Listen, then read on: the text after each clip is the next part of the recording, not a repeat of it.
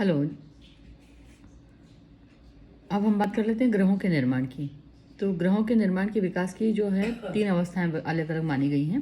ये 3 अवस्थाएं कौन कौन सी हैं? तो तारे निहारिकाओं के अंदर गैसों के गुथित झुंड हैं। मतलब तारे जो हैं निहारिकाओं के अंदर, निहारिका जैसा कि मैंने बताया था, बादल, धुआं, धूल की जो पट्टी सी चलती है जिसको हम आकाशगंगा बोलते हैं। आकाशगंगा के अंदर तारे जो हैं निहारिका के अंदर गैसों से गुथित झुंड हैं, है ना। इन गुथित झुंडों में गुरुत्वाकर्षण बल से गैसीय बादलों में क्रोड का निर्माण हुआ है। क्रोड मतलब जैसे कि आपको पता है कि पृथ्वी के अंदर भी सबसे अंदर वाला हिस्सा जो ठोस हिस्सा है वो जिसमें गुरुत्वाकर्षण की बहुत ज़्यादा, मतलब गुरुत्वाकर्षण बल बहुत ज़्यादा है, उसको क्रोड कहा जाता है। तो सबसे पहले काय का निर्माण होता है? क्रोड का निर्माण होता है। तो इन जो जो दूसरे तारे हैं उनका भी निर्माण इसी तरीके से हुआ है। तो उनका निर्माण क्रोड से हुआ। इस गैसीय क्रोड के चारों तरफ गैस धूल के कारण घूमती हुई तश्तरी के रूप में विकसित हुए। घूमती हुई मतलब स्पिन जो तश्तरी होती है उस आकार की रोलिंग डिश जो होती है वो विकसित हुई।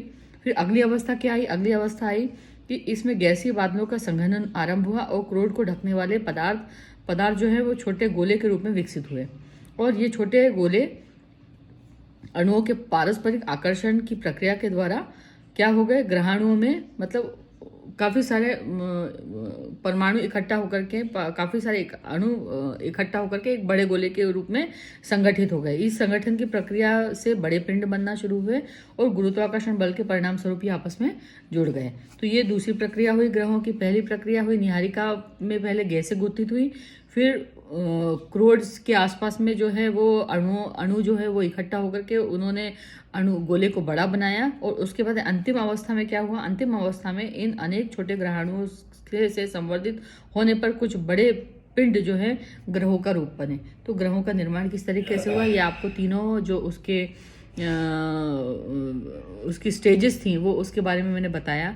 एनसीईआरटी में बिल्कुल इसी तरीके से लिखा हुआ है, आप चाहेंगे तो देख सकते हैं उसको।